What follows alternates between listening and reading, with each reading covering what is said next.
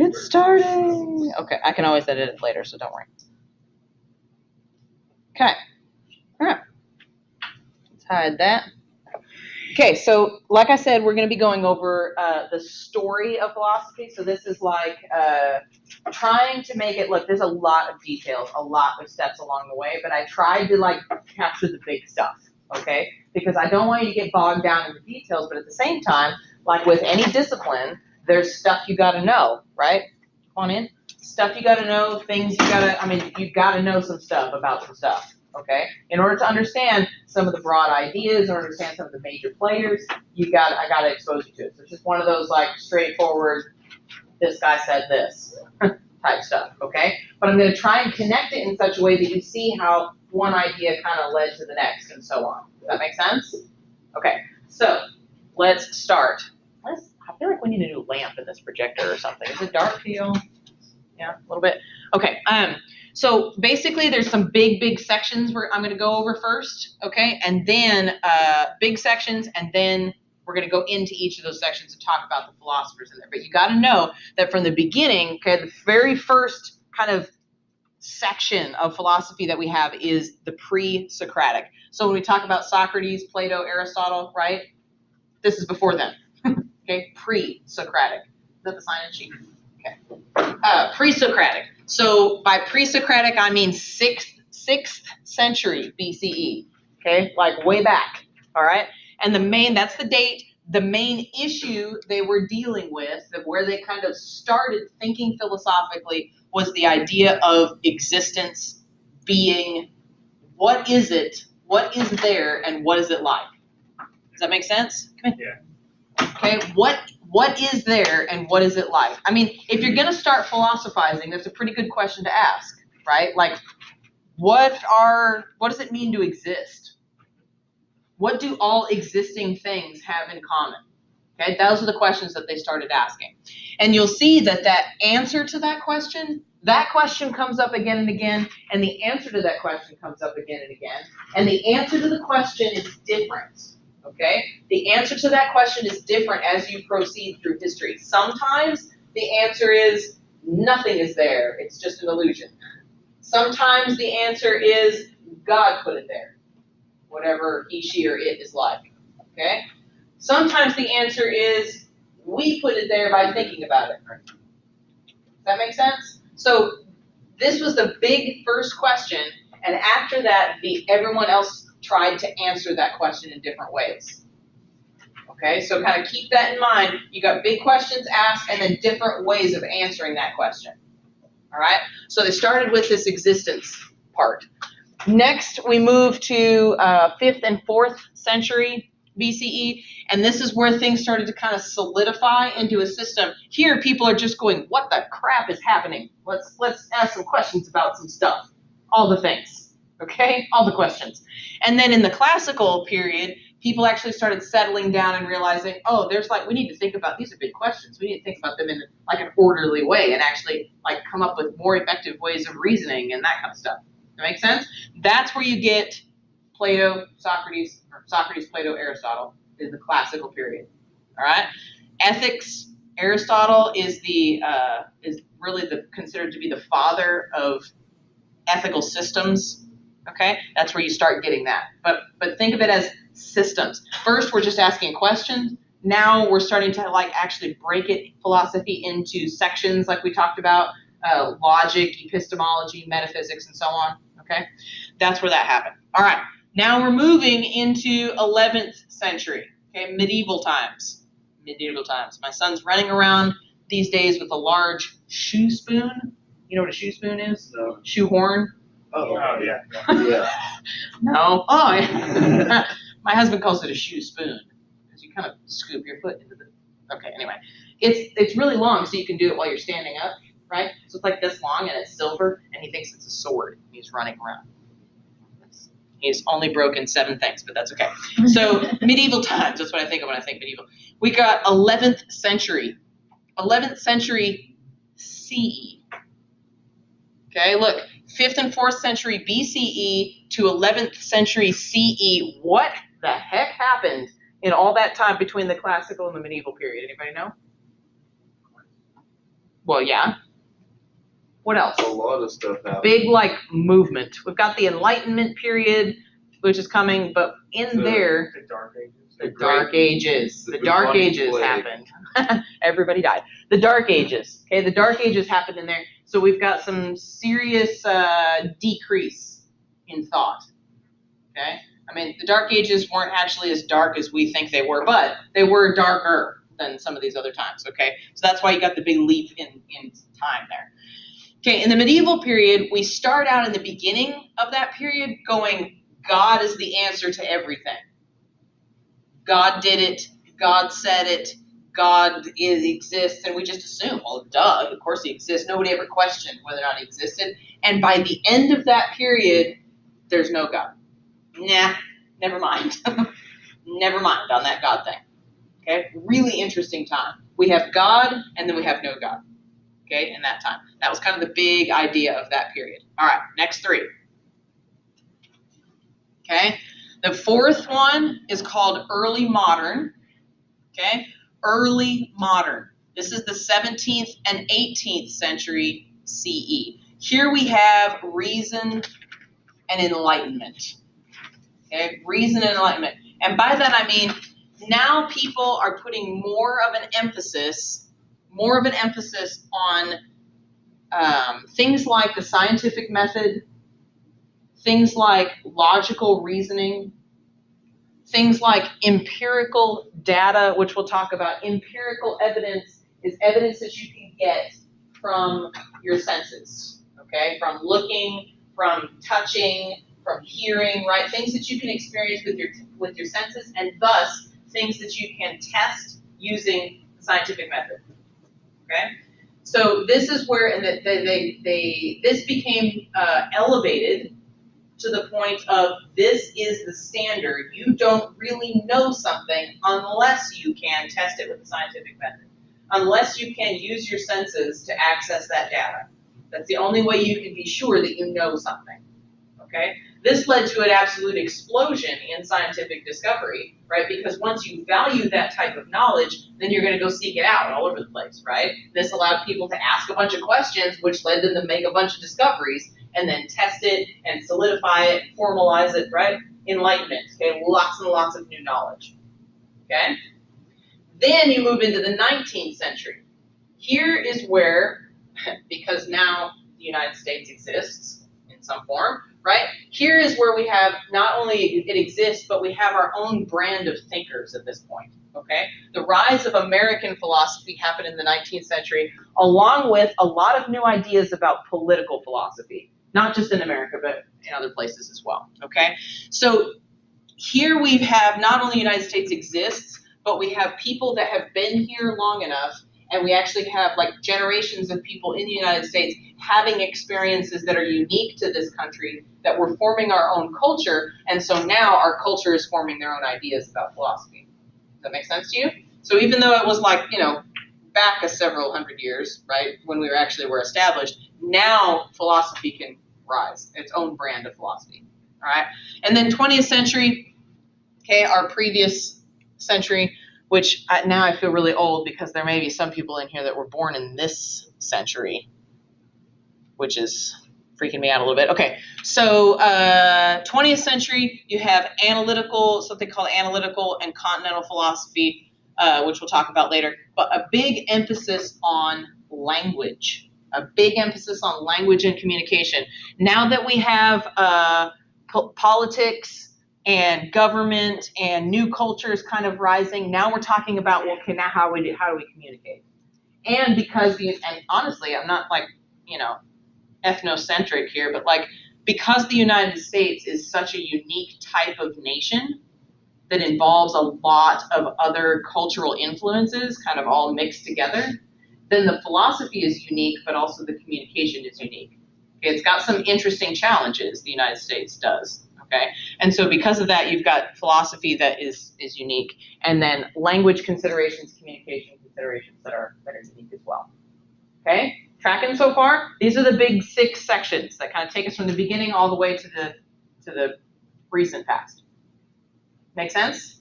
You good? Okay, so now we're going to go into each of those. Okay, kind of more in depth into each of those. So we're going to start back at the beginning into the pre-Socratics, okay?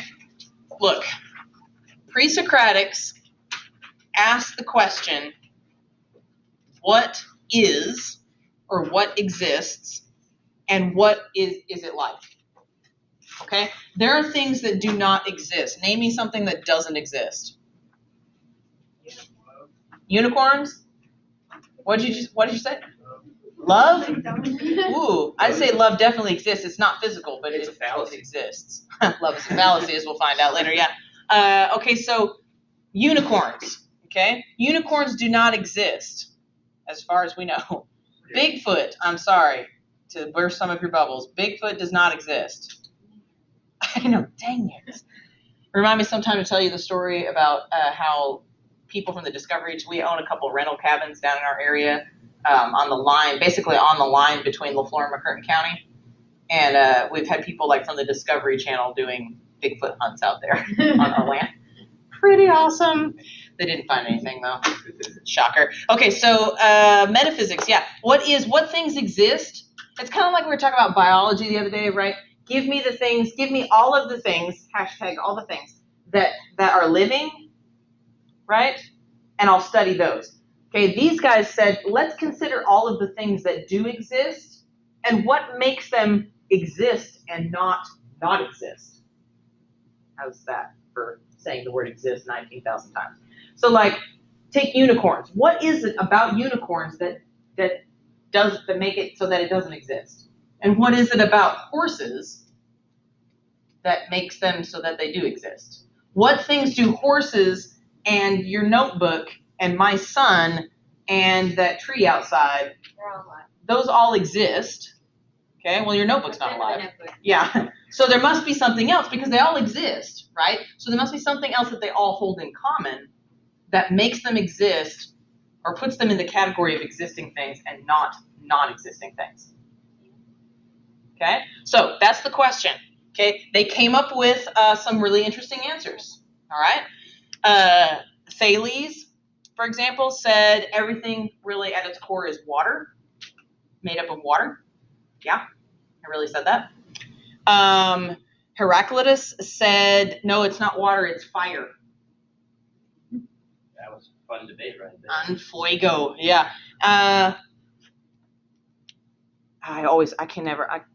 Maximinus. Amaximenes, that's what it is. I always have to stop and think. Amaximenes. Yeah. Amaximenes. He said, y'all are out to lunch, it's air. And Anaximander, they were actually really good friends. How about that? Amaximenes and Anaximander were really good friends. Yeah. And Anaximander said that no, it's not any of that stuff. It's a whole different substance that makes things like, this is what things possess, the existing things, right? One said it was water, one said it was fire, one said it was air, and another one said, no, it's none of that. They all possess a substance. I don't know what it is, and I don't know what it looks like, but it's called the infinite. It's the force. Yeah, the force. Okay? So these were the first offerings of answers to that question. It's a good question, is it not? The answers, whatever you think about the answers, right? It's a good question. Okay, so metaphysics, right? What is and what it's like was a big question. And then change, the concept of change was a big question because the moment you start talking about things that exist, you've got to start talking about things that change. If it exists, it's going to change because we also have time. Okay, so if it exists in time, it's going to change. What is that like? What is that like? Do I have another? Oh, no. I had at one point, I guess it got lost because I had a power flicker earlier today, but I had a picture of me when I was about this tall. Okay? Which was me at about 9 months. No, I'm just kidding. I was really tall, though. Okay, is that picture, so picture that as me with a fishing pole, which is pretty cool. And my friend Ian, that I grew up with long time ago. So he was also really tall. He's like 6'7". What is it with me and tall people? Okay, so it was right here. So me when I was like probably I want to say like around 5, something like that. And me now looks really different. I was rocking some sweet bangs. Okay? I look really different. Am I the same person? Yeah. Really? Am I the same person? You've changed a lot. I've changed Not a lot, Exactly hopefully. the same as Still you were can't when fish, you were but- 5 years old. I mean, You're the last two that can't fish. clearly, I didn't fish like that. You fish with a dip net or a fish wheel. We'll talk about that later. Yeah, fish wheel. Look it up. Do what? Yeah. Listen, we don't jack around with this hook and line thing. We just shove a net in the water and wait for the fish to swim in and then pull it out. Okay. One word for you: subsistence. Okay, subsistence. Salmon run. Yeah, it's sweet. So much fun. I'll show you some pictures sometime. Okay, focus. Okay, so change. Does it really happen? Does it really happen? Or are we like me at age 5, me at age 5, day 1, age 5, day 2, age 5, day 3, all the way up to now, right? Am I the same person or are those different versions of me? Different versions. Bum, bum, bum. And are those versions separate things from each other? Okay, that's the question of what change is, right? That's the question of what change is. I mean, what is it, you science people, every so often your cells have completely replenished themselves in your entire body. Are you still the same person? Yeah. Why? All of your cells are zero, that none of your cells are the same. You're still in here. The same person But that was they up share here the is still up same there. Your brain cells are different too.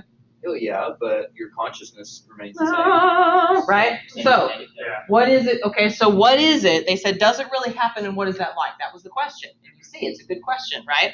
So Heraclitus said, the fire guy up there, okay, he said, yes, change happens, and it happens perpetually. Never stops, always, always, always, with everything. With everything, okay? Parmenides said, nope. Nope. Doesn't happen. Doesn't happen. Doesn't happen. If it does, it's definitely not perpetual. Okay? And then Zeno, I'm about to tell you about Zeno. What the? Okay, and by the time we end up talking about Zeno, that's what you'll be saying. What the? Okay? Zeno, in order to try to explain change, or to at least explore change, came up with a series of paradoxes. You probably are more familiar with Zeno than you think you are. Okay? Paradoxes, you know what a paradox is? Yep. What is a paradox? It's Says that. A self-contradictory statement? It could be a statement or a Okay. scenario, Okay. or maybe apparently self-contradictory. Yeah. Right? Okay.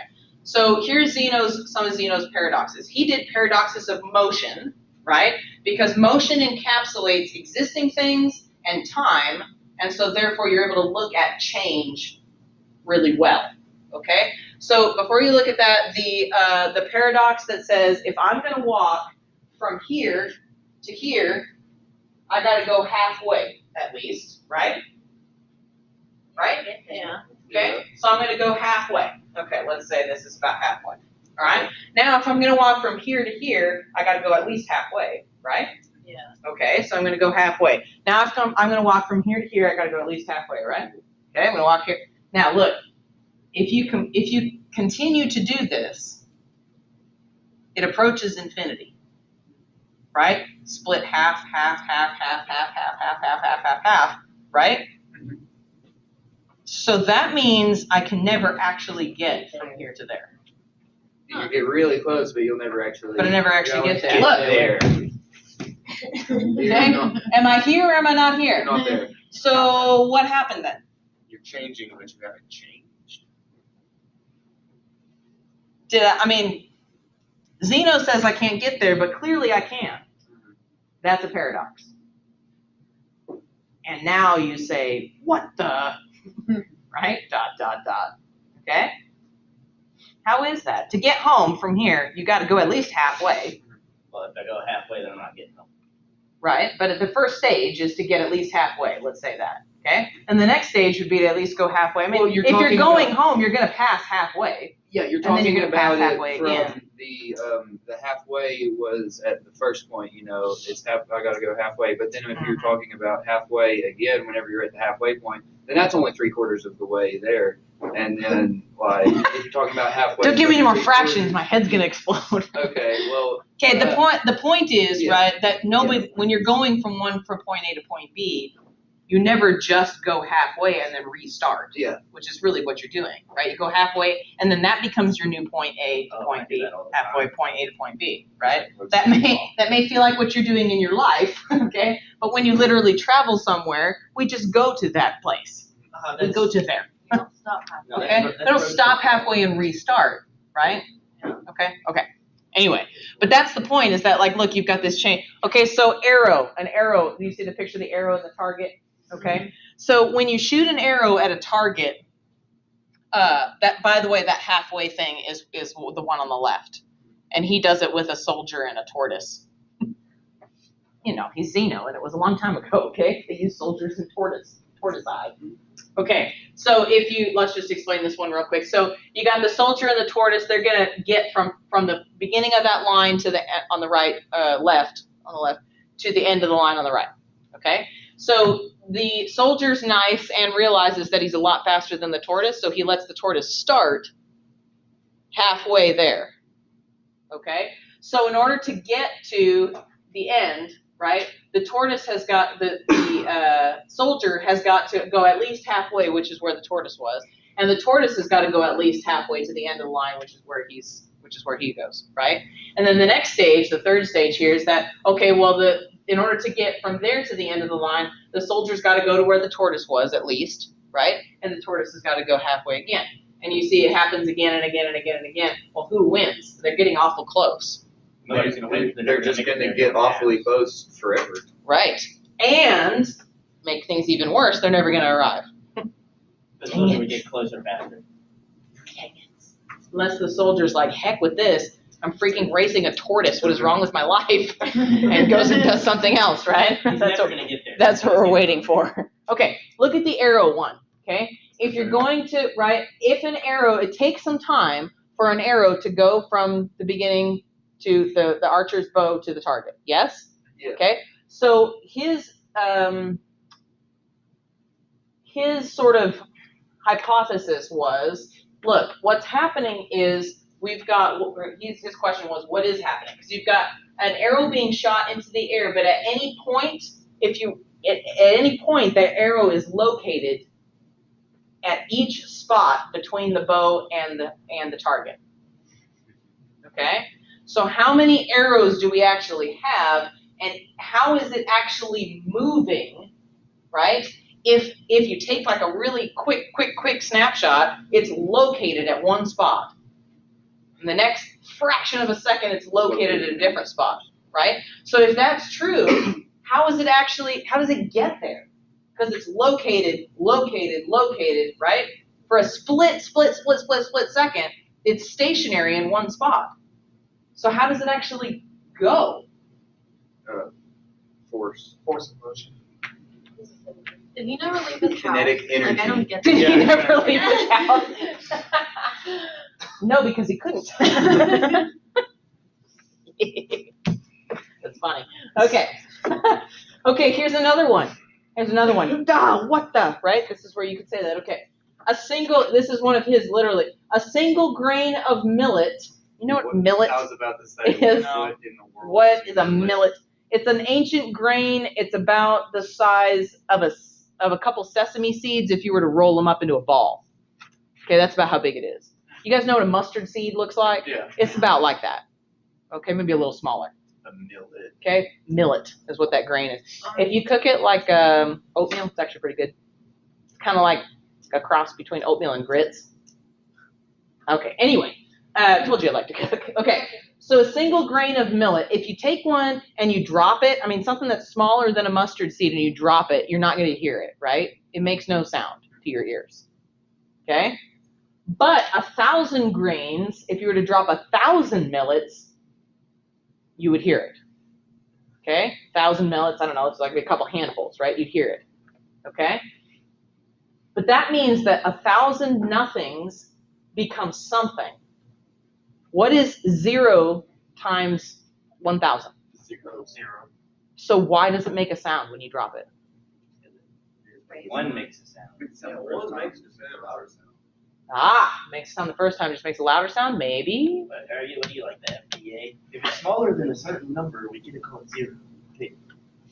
No, I'm not talking about that. I'm talking about the sound it makes, not the food It's itself. just that whenever you drop one, the sound is so minuscule that we can't hear it. It's not like we can hear it to human ears. It's not accessible to like the other One's not information. zero.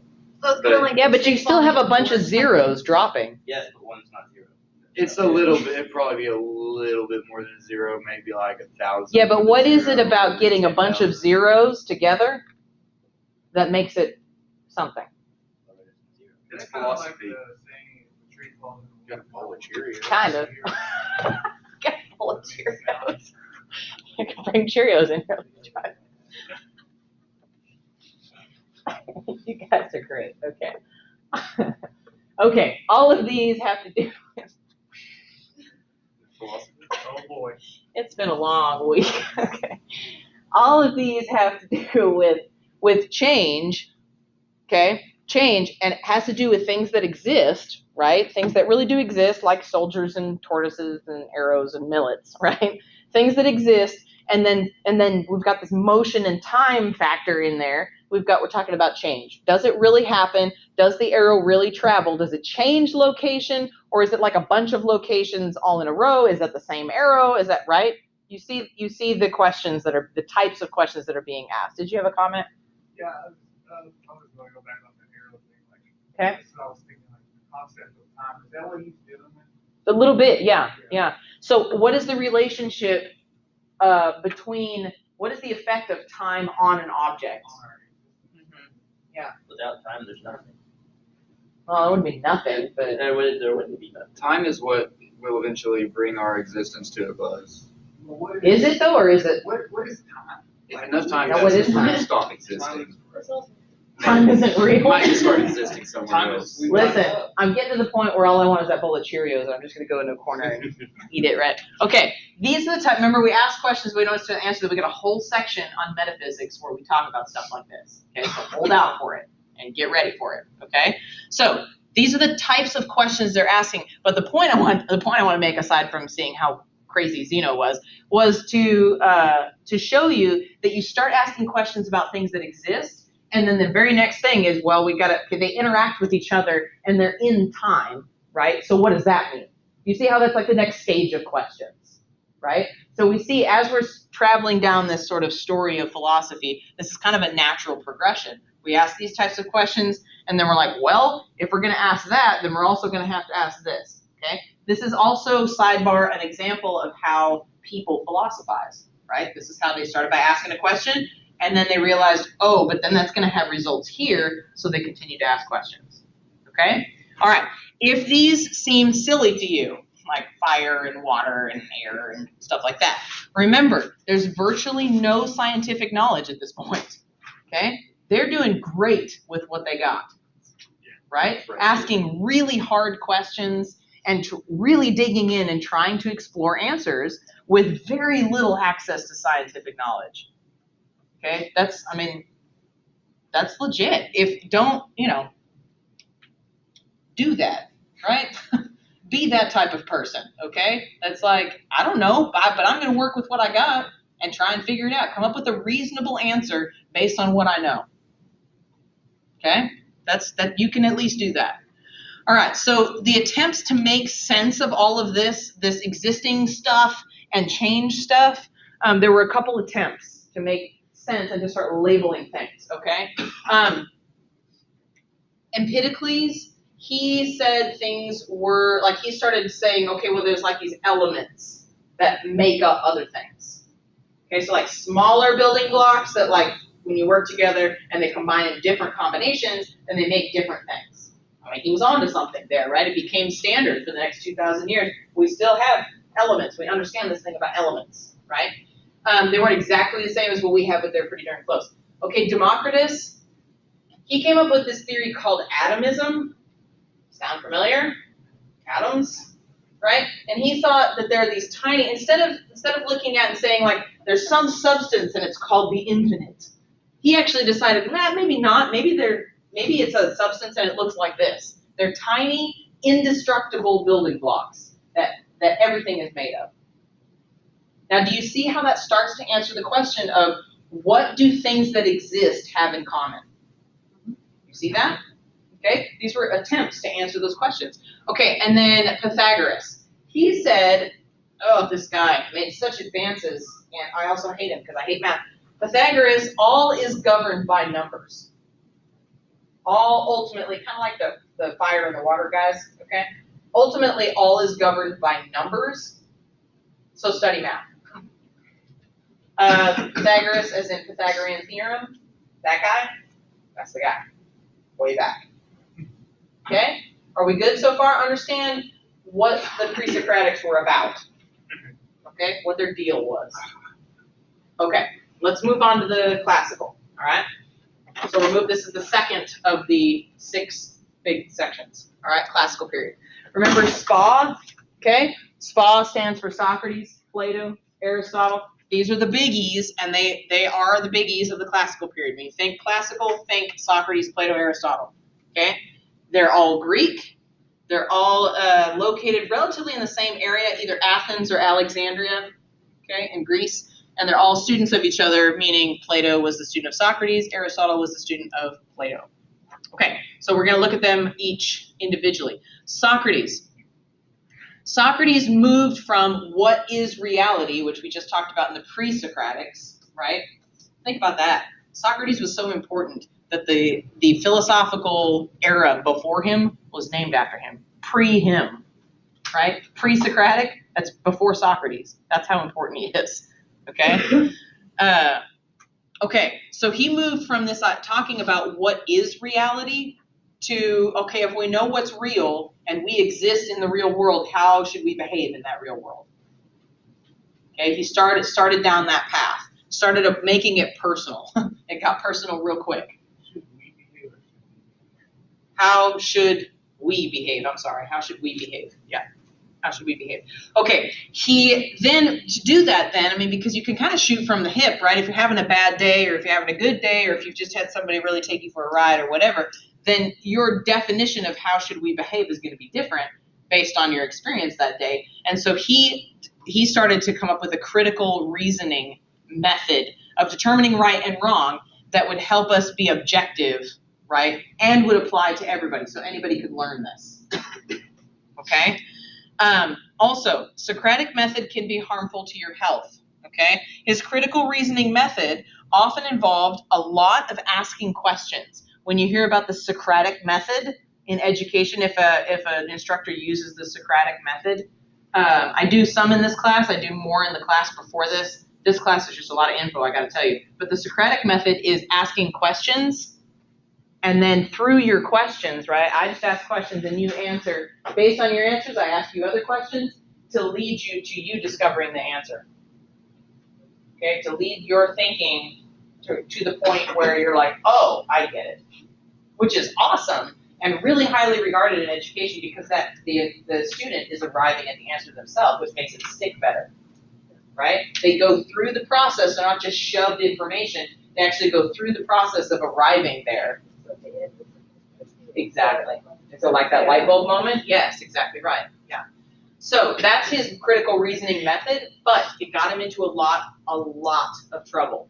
He was eventually sentenced to death for his thoughts and his methods, and ended up committing suicide before he was put to death. I mean, it was very, like, it wasn't an emotional thing, it was a very reasoned thing. He was like, this is what I'm doing. Like, I would rather have control over my own life than have them take my life from me. So he drank a bunch of hemlock, poison hemlock, which is a bad way to go.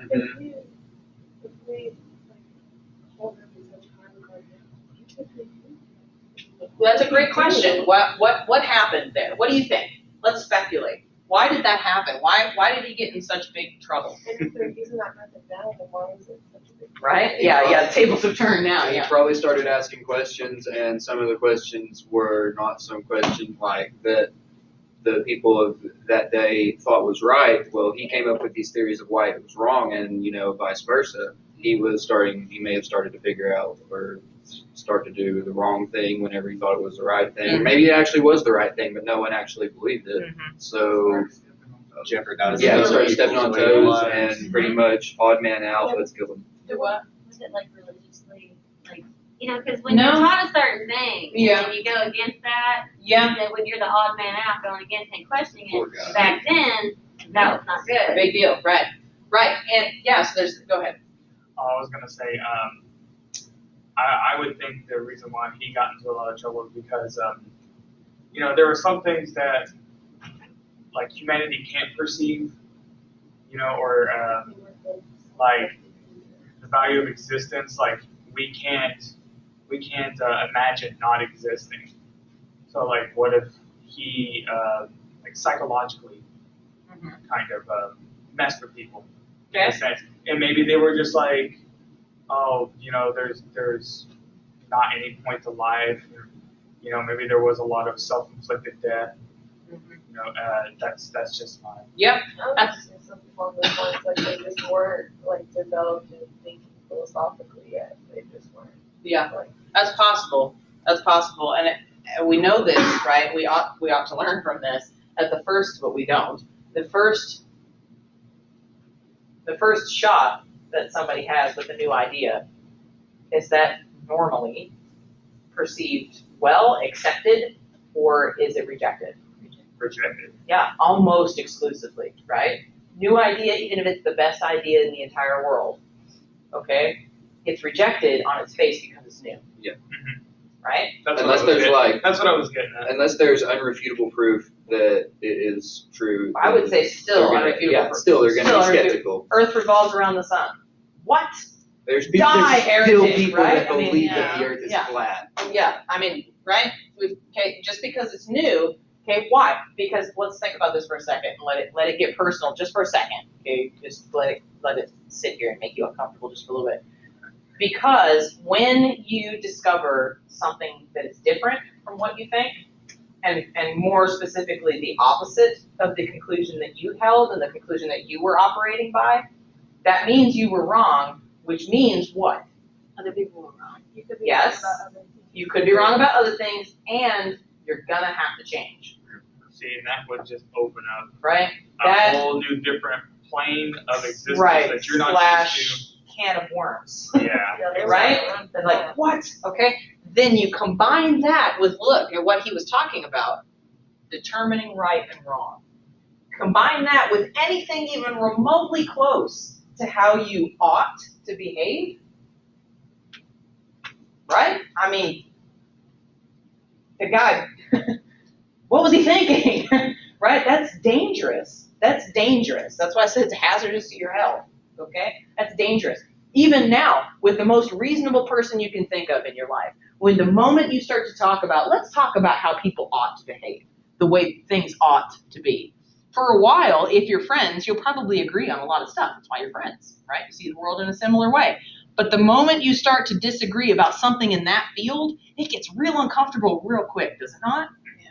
Right? You're like, yeah, let's go get a taco, because I don't, right? Because it's weird, okay? And it threatens your friendship. And so you're like, let's not talk about that because we disagree, all right? That's cool. You handle that how you handle it. But when you're trying to do that and teach other people to do that, right? Go home and tell mama that what she thinks is right and wrong is not legit.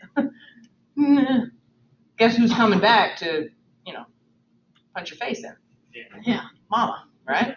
Yeah. Okay, so this is a bad deal. It was also because he was trying to make sure that people, this was the other thing. He was giving them new information, but he was also giving it to them in a way and asking them, requiring them to think in such a way that was so different from how they had done it before that it was weird and new. But think about what he was asking them to do. He's asking his students to arrive at their own conclusions and then own it. Right? If you arrive at your own conclusion, instead of me telling you the conclusion you ought to arrive at, if you arrive at, now you're responsible, right? You are the one that has to now decide what to do with that, which can be uncomfortable, okay? But now you gotta own it. Even if you decide not to do anything with it, that's still you deciding something about it, okay? Sometimes that feels like I'm taking advantage, or the instructor is, right? Because they're almost forcing you into that situation where now you've got to deal with it. Does that make sense? Okay? When somebody does that on a wide scale, and especially like all the elements that y'all are talking about, how it's new and all of that kind of stuff, you combine all that together and that's just a firestorm. Okay? But I think the biggest thing why he got in trouble was because he was asking people to arrive at their own conclusions and then to own it. And that was a new thing, and those are ideas that change the world. Okay? And if that's not a government sanctioned idea, right, or a religious sanctioned idea or whatever, that could be dangerous. It could be dangerous. Yeah, that's the hemlock. So basically, he was getting people to think for themselves instead of just following the accepted Yeah, rules that's- from the government. Okay. Yeah. I understand. So, you want to rebel? That's the way to do it right there. Just be advised, it may be harmful to your health. Okay, let's keep going. We got 5 more minutes, and then we'll be done. Okay, Plato and Aristotle, and okay. We might get through this section, and that will be good. All right, so Plato was one of Socrates' students, okay, that he was teaching them how to do these things. One of Socrates' students. He blended everything that Socrates did. Socrates never wrote anything down. He always just asked questions, okay? But Plato wrote everything down, blended it kind of into a system, right? Everything that Socrates, these conversations, long conversations that Socrates would have with his students, Plato kind of formalized that, so you can kind of see, oh, this conversation is about this. This is where he taught this. This is where he taught this concept, and so on, right? And then he wrote it all down, so it kind of archived it and formalized it a little bit, okay? So, which I think we mentioned in this class, Plato's dialogues. Maybe it was the last class. That's what it is, okay? A dialogue with the teacher and the student, okay? The teacher is Socrates, and the student is either Plato or another student in his little group there, okay? He didn't like whatever the pre-Socratics came up with the whole like earth or air and fire and water and all that kind of stuff. Didn't so much like that. Okay, didn't think that was the real deal. Didn't even really like the atomism idea, that kind of stuff, elements and stuff. He liked the idea of forms. Okay, now I think did we mention forms in here at the very beginning of the class? No, okay, it was my last class. Sorry, I teach ethics right before this in this room, and I get really confused about what I've said and what I haven't. So forms, for Plato, forms are the types of things that are real, but they're not physical, and they exist in another plane of existence. Okay? I know, hang with me, it gets weird, but this is what he thought. So basically, he thought that everything here in our existence was a copy or an imitation of the real thing, which existed as a form in another universe. So it's like two sides of the same sheet of paper. Sort of thing. Yeah, no. You've got one. Okay, so he did this a lot with. Let me give you an example. He did this a lot with non-physical concepts. Are actually easier with like the concept of justice was really big for Plato. Okay, justice he thought undergirded everything. Okay, it was the basis of all the other virtues. It was the basis of a good, healthy society, right? Okay, so justice was a big deal. So he thought that when you practice justice out here, basically, the better you are at imitating the real justice, the better version of justice you'll have here. Does that make sense? So like love, there's one thing out here that's love. It's the form love, and it is the real love. Will the real love please stand up, okay? It is the real love, and everything we do here is an imitation trying to look like that form. Okay, so there's only one real thing, and it's out there, and we are imitating it. The better we are at imitating it, the more quality our love will be. That sort of resonating with you? Yeah, this is before the Greek gods and goddesses. During. Okay. Yeah, during. Yeah. Okay? So he thought this idea, so basically all of existence was in these forms, right? That's what was real. That's what really existed, and everything here was all about imitating those forms and trying to get better and better and better at imitating that. So somewhere out there, there's redness. There's a form, red. And everything here is an imitation of that form.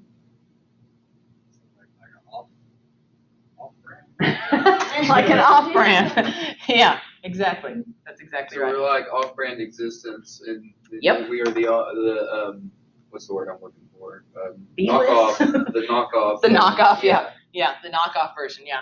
Yeah, it kind of started to skate a little bit into some other theories about like monism and stuff like that, about how like everything is really just one, or everything's someone else's idea and we're not really here. Like he kind of, but it didn't go that far. His idea was more about virtues and stuff like that, and non-physical things, numbers, colors, right? He thought those were all located somewhere, but they were non-physical things. Okay, we'll talk about that more when we get to metaphysics, but no, when you think Plato, think forms, okay?